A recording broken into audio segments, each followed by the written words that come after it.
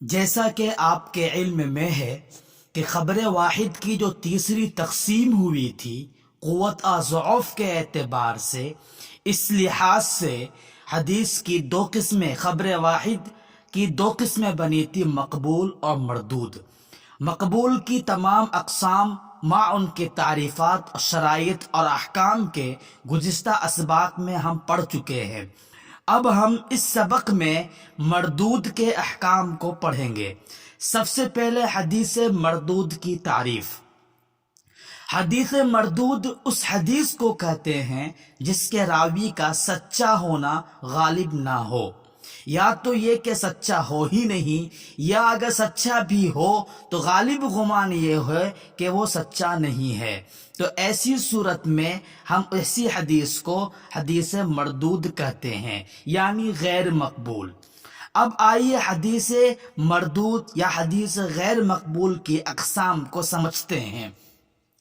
واضح رہے کہ حدیث کے غیر مقبول ہونے کا سبب یا تو سند کے اندر کسی راوی کا چھوٹ جانا ہوگا، یا کسی راوی پر جرح و طعن کا ہونا ہوگا۔ اگر حدیث مردود کے غیر مقبول ہونے کا سبب راوی کا سقوط یعنی گر جانا ہے یا چھوٹ جانا ہے، تو اس کی 5 قسمیں مشہور ہیں۔ نمبر 1 معلق، نمبر 2 مرسل، نمبر 3 معضل، نمبر 4 منقطع، نمبر 5 مدلس۔ معلق کی تعریف۔ معلق وہ حدیث ہے جس کی سند کا ابتدائی حصہ حذف کر دیا گیا ہو۔ مرسل کی تعریف۔ مرسل وہ حدیث ہے جس کی سند کا آخری حصہ نہ بیان کیا گیا ہو۔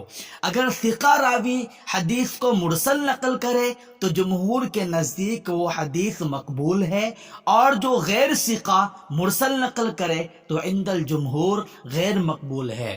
معضل وہ حدیث ہے جس کی سند کے درمیان سے 2 یا 2 سے زیادہ راوی مسلسل حذف ہو گئے ہوں۔